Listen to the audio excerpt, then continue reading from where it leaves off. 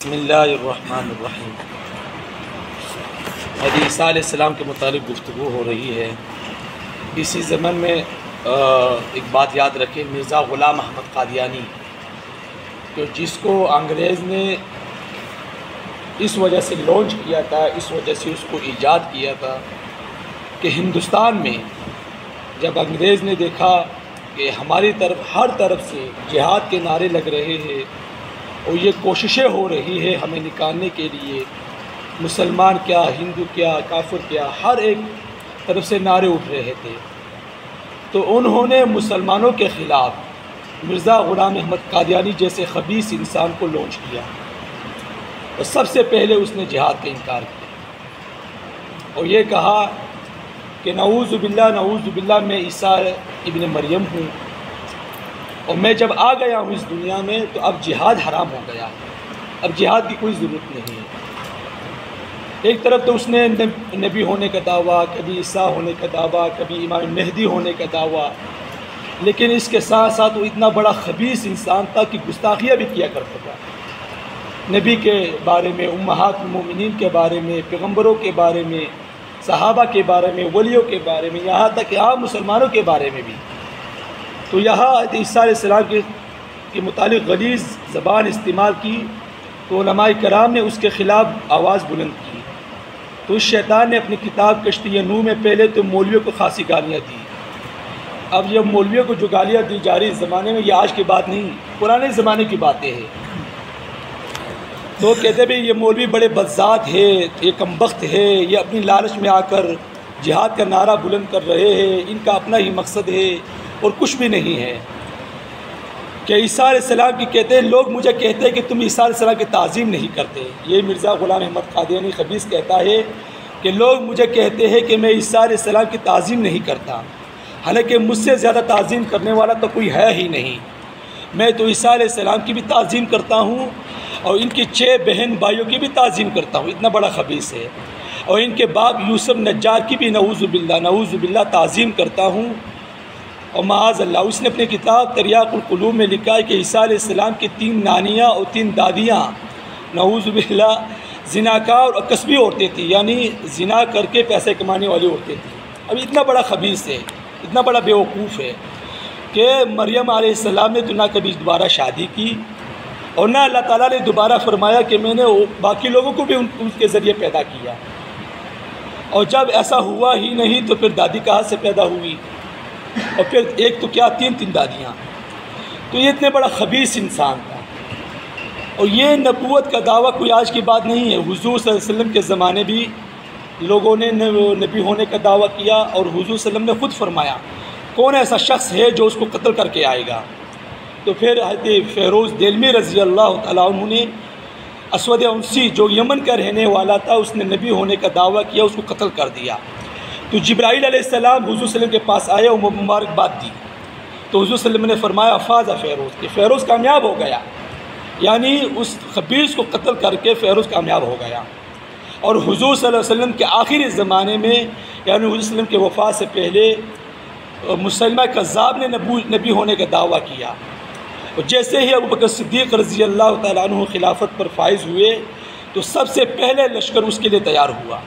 پہلا لشکر بھیجا وہ ناکام، دوسرا بھیجا وہ ناکام، اور جب تیسرا لشکر خالد بن ولید رضی اللہ تعالیٰ عنہ کی قیادت میں بھیجا تو اللہ رب العزت نے کامیابی عطا فرمائی۔ 1200 کے قریب صحابہ شہید ہوئے، 1200 کے قریب، اور اکثر کی تعداد قاری اور حفاظ کی تھی۔ اس زمانے میں قاری کہاں ملتے تھے، لیکن حضور صلی اللہ علیہ وسلم کے ختم نبوت کے خاطر، اور 27,000 لوگ مسلمہ کذاب کی طرف سے قتل ہوئے۔ 27,000 یہ قتل کس لیے ہوئے، کیوں اتنا خون بہا؟ صرف اور صرف ختم نبوت کے لیے۔ شاعر کہتا ہے مولانا ظفر علی خان کہ نماز اچھی، روزہ اچھا، حج اچھا، زکوٰۃ اچھی، مگر باوجود اس کے میں مسلمان نہ ہو سکا۔ حضور صلی اللہ علیہ وسلم کے ختم نبوت کے متعلق اگر معمولی سی بھی غلطی کرتا ہے تو اپنی ایمان کی فکر کرے۔ اگرچہ ساری زندگی نمازیں پڑھتے رہے، ساری زندگی تبلیغ کرتے رہے، لاکھوں کروڑوں لوگوں کو مسلمان کرتے رہے، پوری دنیا کو مسلمان کیا، حج کرتے رہے ہر سال 12 مہینے عمرہ کرتے رہے, زکوٰۃ دیتے رہے, سب مال لٹوا دیا, لیکن حضور صلی اللہ علیہ وسلم کے متعلق اگر آپ کے دل میں معمولی سی بھی کوئی شبہ آ گیا ہے تو اپنی ایمان کی فکر کرو. کوئی چیز پہ پھر قبول قبول نہیں ہے میرے بھائیو دوستوں. اور پھر مرزا غلام احمد قادیانی, یہ آج کی بات نہیں, 100 سال 2 سال پہلے پرانی کی باتیں نہیں ہیں میرے بھائیو دوستوں. ایسے لوگ آتے رہے, علماء کرام نے اس کے خلاف کام کیا ہے اور کرتے رہیں گے انشاءاللہ. اور اللہ رب العزت نے علماء کے ذریعے ختم نبوت جیسے قانون کو آئین بنا دیا اس کو پاکستان میں, اور ان کے خلاف کام ابھی بھی ہو رہا ہے اور ہوتا رہے گا. یہ نہیں کہ وقت بس اس کو کافر قرار دے دیا, کام ختم ہو گیا. ابھی علماء فرما رہے تھے پچھلے دنوں میں بزرگان دین کہ بھئی یہ پچھلے 2 سال یا اس سے بھی کچھ پچھلے سال یہ سینٹ کے کیبنٹ میں یہ لوگ آئے اور کہا کہ ختم نبوت کے قانون کو ختم کر دو, تحفظ ناموس رسالت کے قانون کو ختم کر دو, جتنا قرضہ ہے اس کو معاف کر دیں گے, بلکہ اس کا الٹا اور بھی دے دیں گے تم لوگوں کو, اس قانون کو ختم کر دو.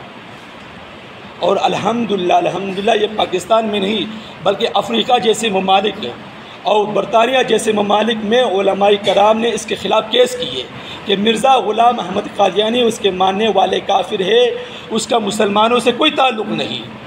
تو انشاءاللہ اسی نسبت کی وجہ سے آج وحدت روڈ میں کرکٹ گراؤنڈ میں جلسہ ہوگا ختم نبوت کے ذریعے کے نسبت سے. تو اس میں علماء کرام آئیں گے, بزرگان دین آئیں گے, اس میں اور کچھ بھی نہیں ہوگا. یہی ہوگا کہ ختم نبوت کے متعلق آپ لوگوں کو کچھ آگاہی ہوگی. آپ جائے ضرور شرکت کریں, نوجوانوں کے ساتھ جائے, بوڑھوں کے ساتھ جائے, بچوں کے ساتھ جائے.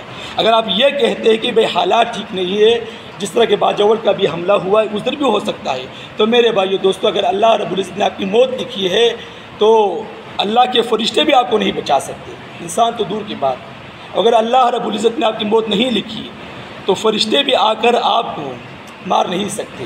اسرائیل علیہ السلام پھر اس کے مقابلے میں کیا ہوں گے جب اللہ رب العزت نے آپ کی موت نہیں لکھی. یہ بات چھوڑ دے, خالد بن ولید نے کتنی جنگیں لڑی اور اسی خواہش میں کہ مجھے شہادت کی موت نصیب ہوئے, لیکن وہ بستر پر فوت ہوئے, نہیں لکھی, موت ہی نہیں لکھی تھی ان کی شہادت. تو اس میں شرکت ضرور کرے, اس میں کچھ بھی نہیں ہوگا, کچھ بھی نہیں ہوگا. صرف اتنی باتیں ہوں گی کہ ختم نبوت کے متعلق آپ لوگوں کو تھوڑی سی آگاہی ملے گی, اور کچھ بھی نہیں ہوگا. 10 11 12 بجے شروع ہوگا اور شام تک ختم ہو جائے گا. کرکٹ کا میچ بھی ہو رہا ہے اور باقی بھی کام ہو رہے ہیں, اور شیعوں کا چیلم بھی ہو رہا ہے, دربار کا میلہ بھی ہو رہا ہے. رستے بند ہوں گے لیکن آپ کوشش کریں وہاں پر جانے کی. تو اللہ سے دعا ہے کہ اللہ مت کی سمجھ کی توفیق عطا فرمائے. واخر دعوانا الحمدللہ.